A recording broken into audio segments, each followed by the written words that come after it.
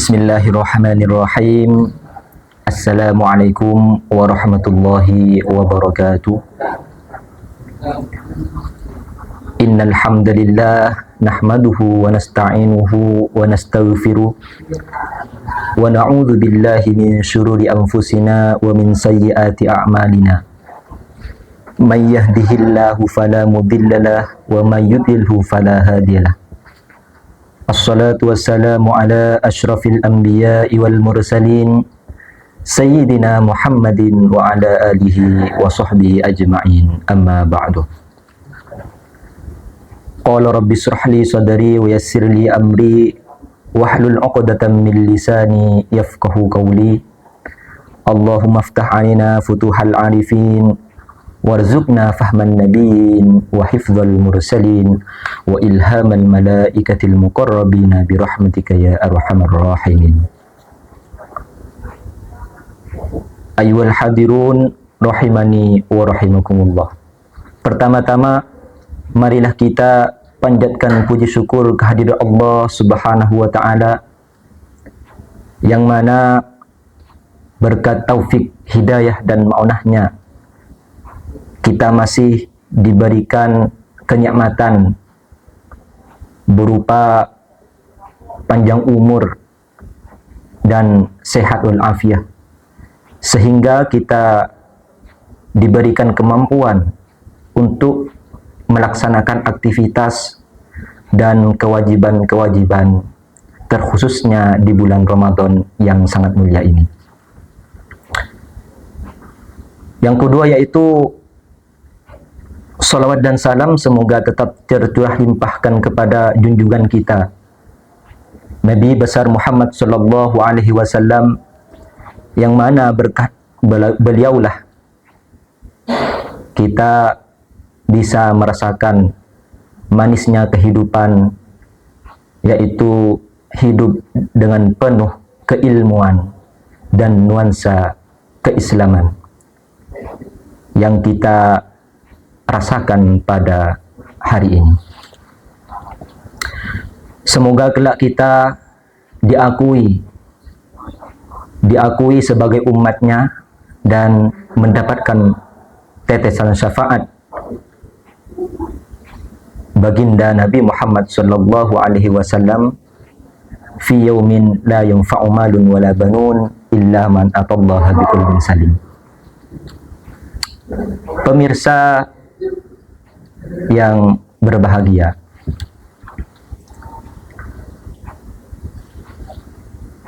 puasa adalah kewajiban yang wajib kita laksanakan sebagai umat muslim, yang mana puasa di bulan Ramadan merupakan rukun Islam yang keempat dan hukumnya sudah tidak diragukan lagi, sudah menjadi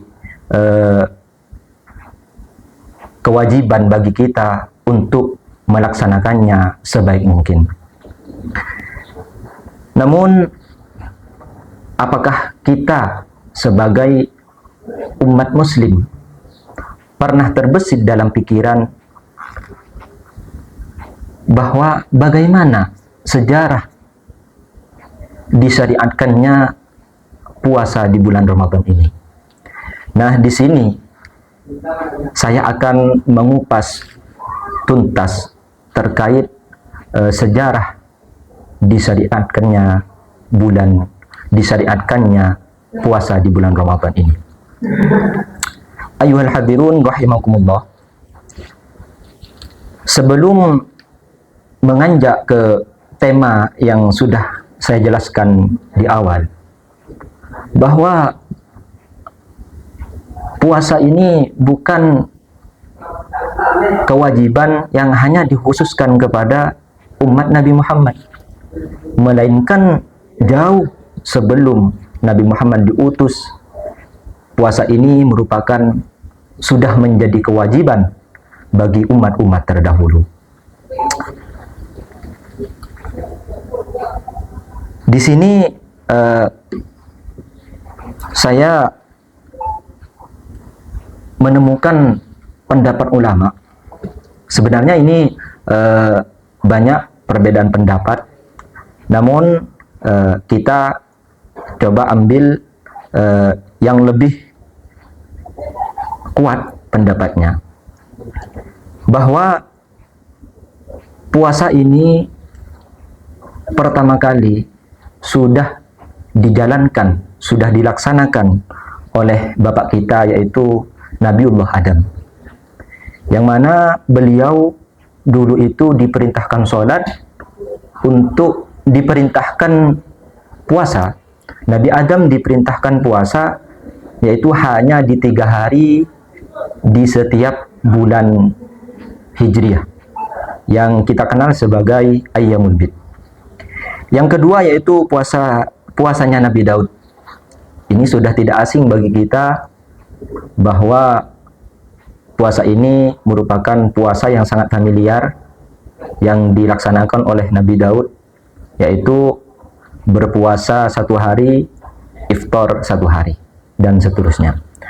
Selanjutnya yaitu puasanya Nabi Nuh dan Nabi Musa alaihissalam, yang mana beliau melaksanakan puasa di hari Asyura, yang mana puasa ini sebagai bentuk rasa syukur kehadiran Allah Subhanahu wa taala yang telah menyelamatkan beliau. Kalau Nabi Nuh diselamatkan dari banjir bandang dan badai di masa itu, sedangkan Nabi Musa itu sebagai bentuk rasa syukur atas terselamatkan dirinya dan kaumnya dari kejaran Fir'aun laknatullah alaih. Dan masih banyak nabi-nabi dan para rasul yang sudah melaksanakan puasa, sehingga ini bukan syariat baru, melainkan meneruskan syariat yang telah Allah perintahkan sebelum umatnya Nabi Muhammad. Pada masa Rasulullah Shallallahu Alaihi Wasallam, puasa ini tidak langsung diperintah, tidak langsung diwajibkan oleh Allah kepada umat Nabi Muhammad, melainkan dari sejarahnya puasa ini bahkan diperintah setelah Nabi hijrah dari Mekah ke Madinah.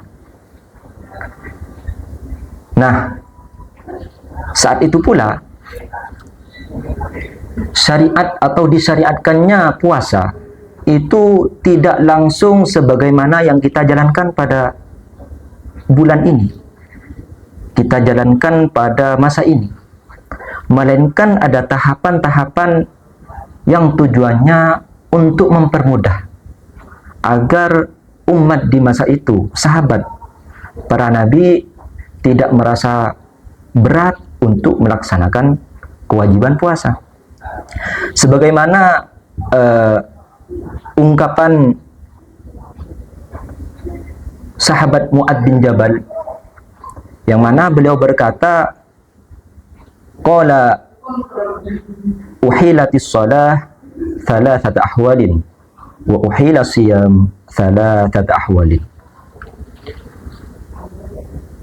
Mu'adz bin Jabal berkata, salat itu difarduhkan atau diwajibkan melalui 3 tahap. Sama juga seperti kewajiban puasa. Puasa itu juga difarduhkan atau diwajibkan melalui 3 tahapan. Nah, dengan ini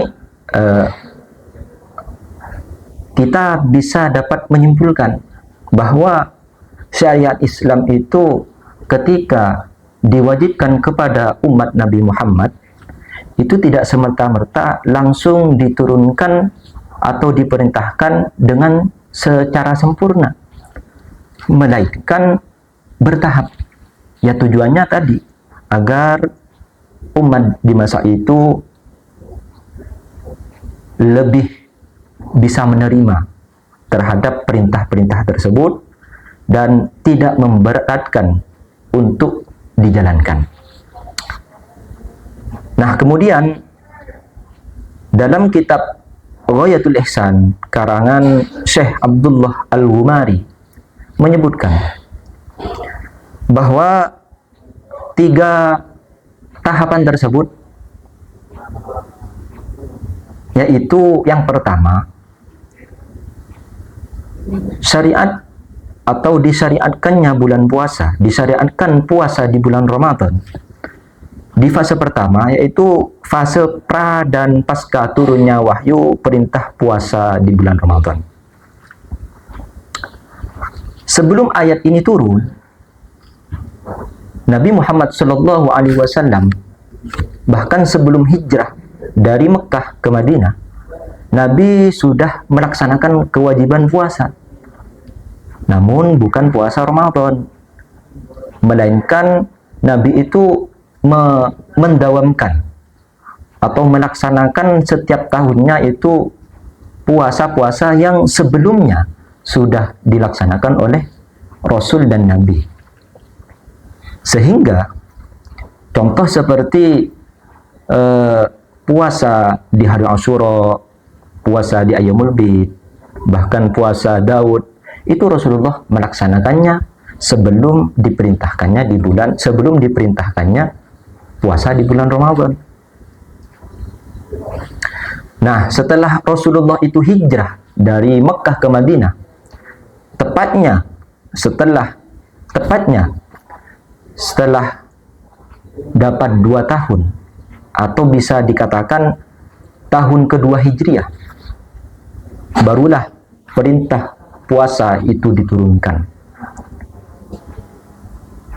yang mana hal ini termaktub dalam surah Al-Baqarah ayat 183 sampai 184.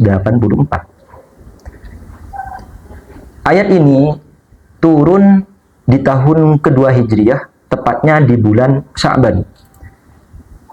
Ayat ini berbunyi, A'udzubillahi minasyaitonirrajim. Ya ayyuhalladzina amanu kutiba alaikumusyiyamu kama kutiba alal ladzina min qablikum la'allakum tattaqun. Wahai orang-orang yang beriman, diwajibkan kepada kalian, yaitu puasa, sebagaimana yang diwajibkan kepada umat-umat sebelum kalian. Dan dari ayat ini kita bisa melihat bahwa dalam rentetan ayat ini, yaitu ayat selanjutnya, ayyaman ma'dudat ila akhirih, ini menunjukkan bahwa tahapan fase pertama diperintahkan syariat puasa di bulan Ramadan itu merupakan kewajiban yang ada keringanan dan juga ada yang memberatkan. Kenapa demikian? Karena dalam ayat ini ketika diturunkan di bulan Sya'ban, Allah ketika memerintahkan puasa di bulan Ramadan, di sana Allah juga memberikan sebuah keringanan kepada umat Nabi Muhammad, yaitu siapapun boleh tidak melaksanakan puasa asalkan ia wajib membayarkan fidyah kepada fakir miskin. Ini merupakan tahapan pertama, yaitu bahwa orang yang di masa itu umat Islam boleh tidak melaksanakan puasa meskipun dia dalam keadaan mampu, meskipun dia bisa untuk melaksanakan, asalkan dia itu membayar fidyah kepada kaum yang berkekurangan.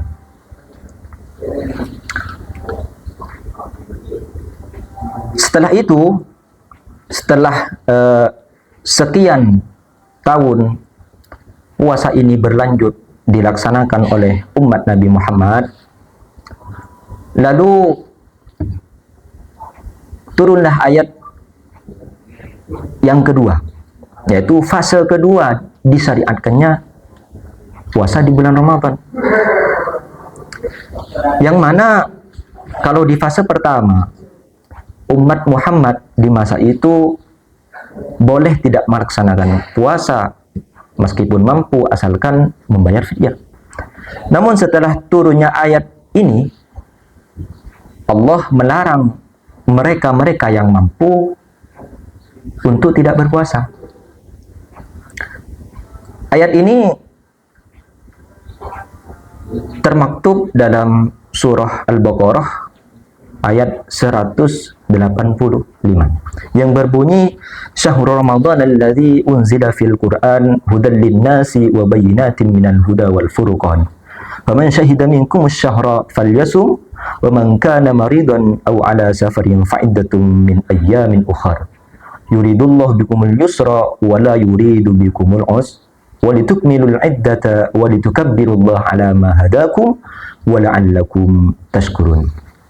Dalam ayat ini Allah sudah melarang, artinya Allah sudah menetapkan bahwa puasa itu harus dilaksanakan tanpa terkecuali. Artinya di fase ini umat Nabi Muhammad sudah tidak lagi tidak melaksanakan puasa dalam keadaan mampu dan kemudian membayar fidyah. Melainkan di fase ini Allah memberikan keringanan hanya kepada orang yang ketika ia berpuasa tidak mampu, atau ada orang yang lagi bepergian. Maka dua orang inilah di fase yang kedua Allah memberikan keringanan. Namun perlu diketahui bahwa puasa di fase-fase pertama dan kedua ini secara pelaksanaan itu sedikit memberatkan. Kenapa begitu? Karena puasa di fase pertama dan kedua ini Allah memerintahkan kepada umat Nabi Muhammad, para sahabat di masa itu, ketika sudah masuk pada waktu maghrib dan orang yang berpuasa itu iftar, berbuka, dan kemudian ketika sudah memasuki malam, sudah memasuki waktu isya, maka ketika orang yang berpuasa itu untuk keesokan harinya mau berpuasa lagi, maka ia itu kalau sudah melaksanakan sholat isya ataupun sudah tidur, maka dia itu tidak boleh makan lagi.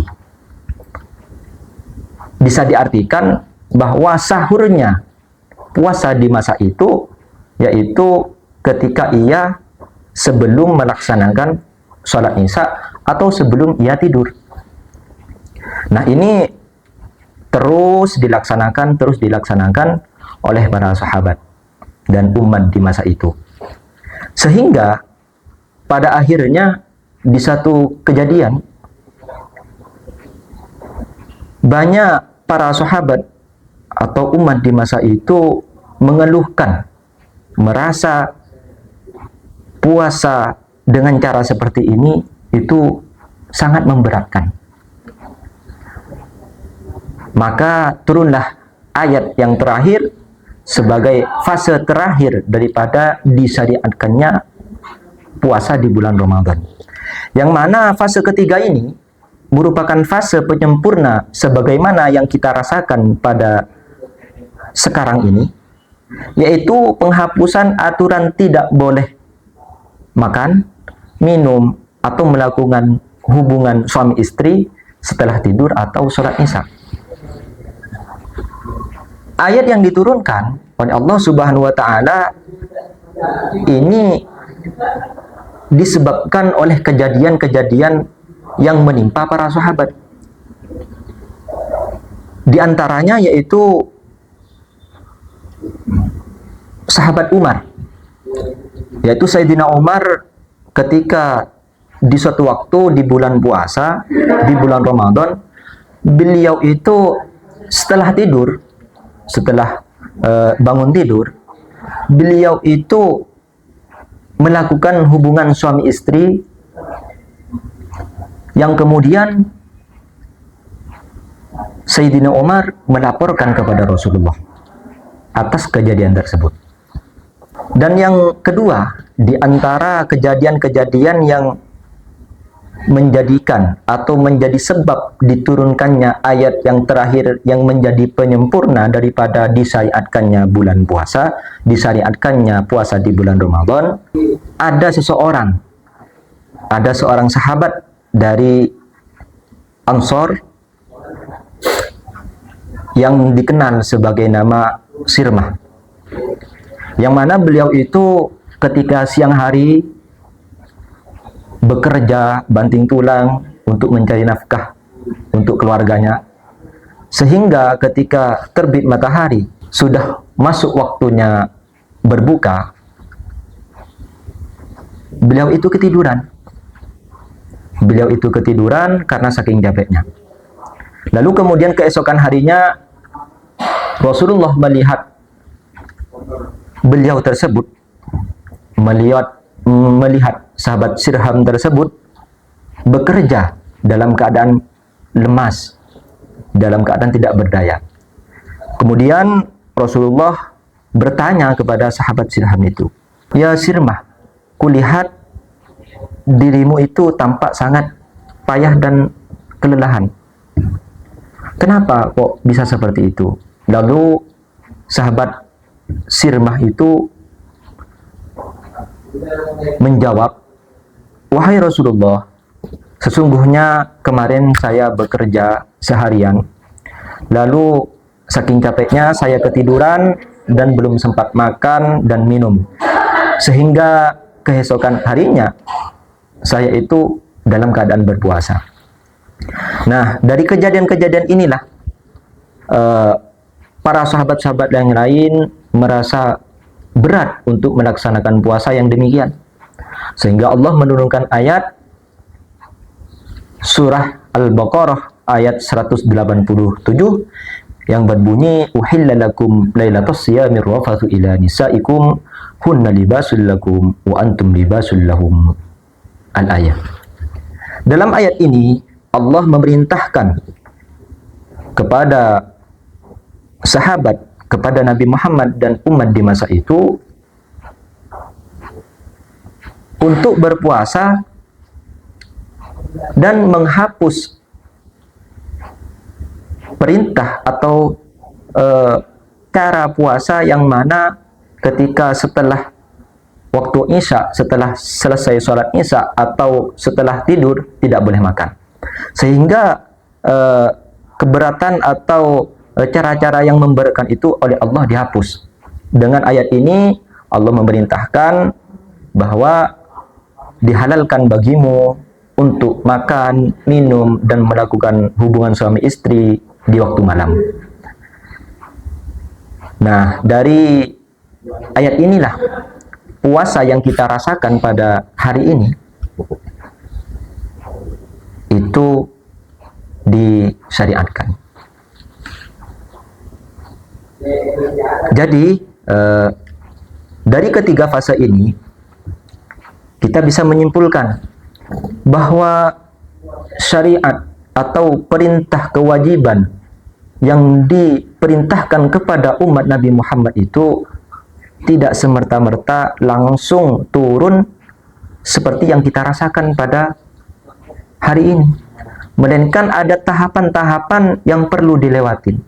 Karena bagaimanapun umat di masa itu yang pertama masih baru mengenal Islam, yang kedua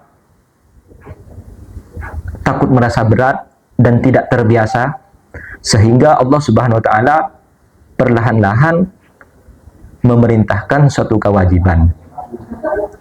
Sehingga yang kita rasakan pada hari ini, puasa di hari ini merupakan sebuah fase yang sudah disempurnakan dengan ayat yang sudah saya jelaskan barusan. Maka bisa ditarik kesimpulan dengan pembahasan ini bahwa yang pertama, sebelum disyariatkannya puasa di bulan Ramadan, Rasulullah dan para sahabat dulu itu sudah melaksanakan puasa, yaitu puasa seperti puasa Asyura, puasa Ayyamul Bid, dan lain sebagainya.